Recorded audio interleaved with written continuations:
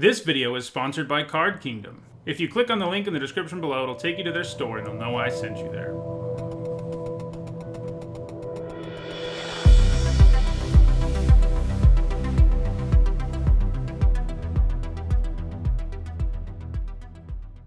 Hello everyone, I'm Nitsa and it's Wednesday, so that means it's time for another MTG Top 10, the series where I rank cards based on their historical performance at Magic's highest level of competition. Today we're looking at an ability we see regularly, but it isn't technically keyworded, and that's Firebreathing. It takes its name from the alpha card that allows you to pay 1 red mana to give a creature +1/+0 until end of turn. For this video, I broadened the definition a little bit from cards that do the exact same thing as Firebreathing. Any permanent that has an activated ability that uses red mana to pump a creature's power until end of turn was eligible for this list. That means boosts larger than +1/+0 are included, and abilities that cost more than 1 red mana were included as well. However, cards that might pump power but don't use red mana to do it are not included on the list, as I think the red aspect of Firebreathing is pretty central to its definition. And to truly be Firebreathing, the activated ability can only raise power. It can't raise toughness at all. Alright, before we get to the list, here's a quick reminder on how I score cards in these videos. A Pro Tour, Players Tour, Mythic Championship, Legacy Championship, or Vintage Championship top 8 is worth 2 points, and a Grand Prix or Magic Fest top 8 is worth 1 point. At number 10, it is Dragon Mantle, an aura that grants Firebreathing, much like the original Firebreathing, but it is strictly better because it's also a cantrip. An aura that grants Firebreathing alone is not going to be worth it. While the effect is alright, it doesn't offer a creature a massive upgrade, and risking a 2-for-1 for Firebreathing is not worth it.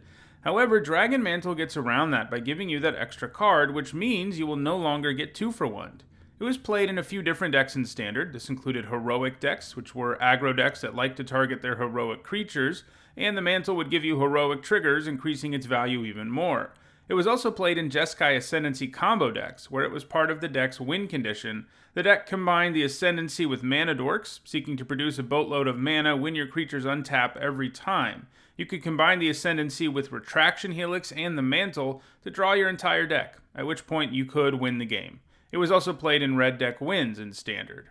At number 9, it is Dragon Breath, another aura that gives a creature Firebreathing. While it doesn't draw you a card the way Dragon Mantle does, it makes up for that by granting haste, and it has the ability to come back from the graveyard whenever you play a converted mana cost 6 or greater creature. It attaches to that creature, giving it haste and Firebreathing, which obviously means it can attack right away.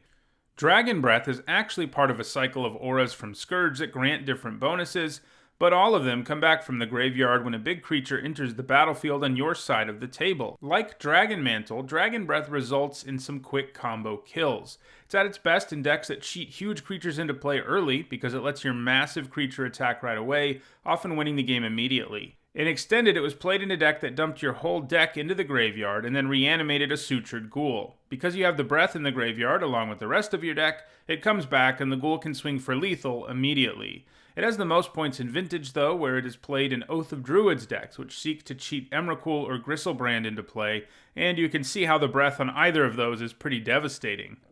It is still being played in Vintage, which means it could move up this list in the future. At number 8, I have Perforos, God of the Forge. This is the first card to make the list that strays a bit from what might be a more strict definition of Firebreathing. Perforos pumps your whole team with his ability and not just one creature, but the ability is similar enough that I think it belongs here. In addition to the mass Firebreathing effect, Perforos has an ability that burns your opponent every time you have a creature enter the battlefield, and that combines well with that activated ability. Basically, he wants you to go really wide and get the most out of both abilities. He was played in various aggressive devotion decks in Standard, but he hasn't been played anywhere since rotating.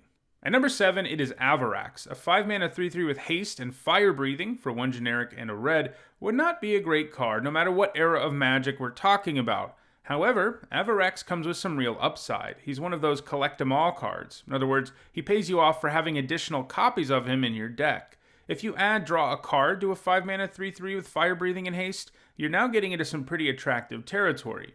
He may not be that efficient, but the fact that he helps make sure you can keep adding to the board is great. He gained most of his points in Onslaught Block Constructed, in Beast and Goblin Tribal decks, as well as in Astral Slide.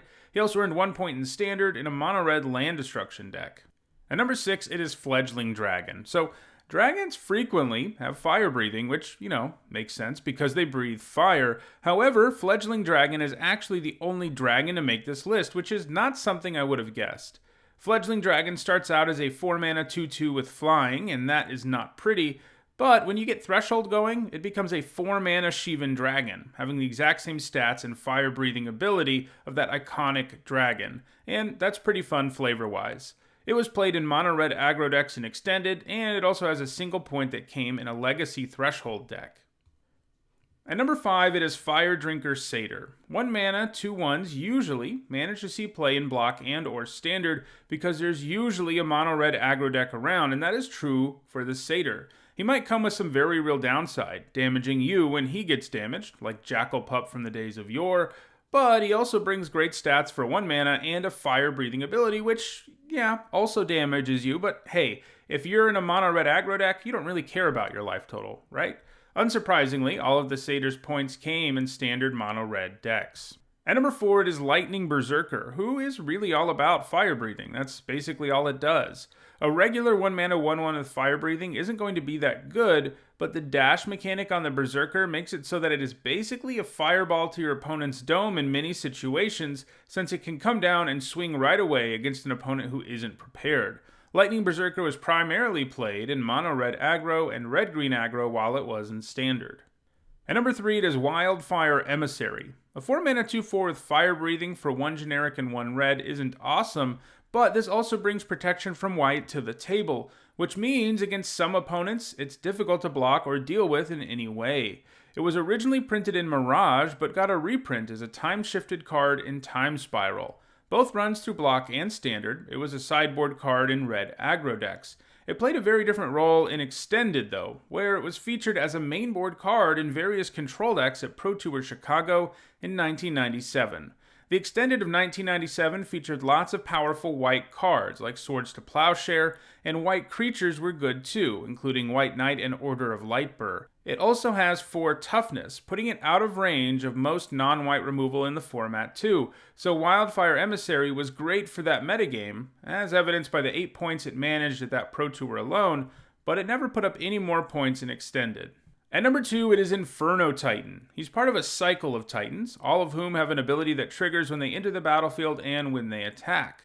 The Titan lets you do 3 damage divided as you choose every time he does one of those things, and that is very powerful. It clears out the board for you to attack. All of the Titans also have a color-specific ability. Most of the other Titans have an actual keyword ability, but Inferno Titan doesn't. It has fire breathing instead, which, again, is not technically keyworded. He saw the most play in Standard, where he was a nice card for people to ramp into. If you could bring him in early, he could really decimate your opponent's smaller creatures. He was also a key card in Temur control decks, and was a nice card to situationally tutor up for Birthing Pod. In Modern, he frequently appears in the sideboard of Scapeshift decks, where you can bring him in as a win condition against opponents who are too good at disrupting your combo. This Titan even sees some play in Vintage, in the eponymously named Inferno Oath deck.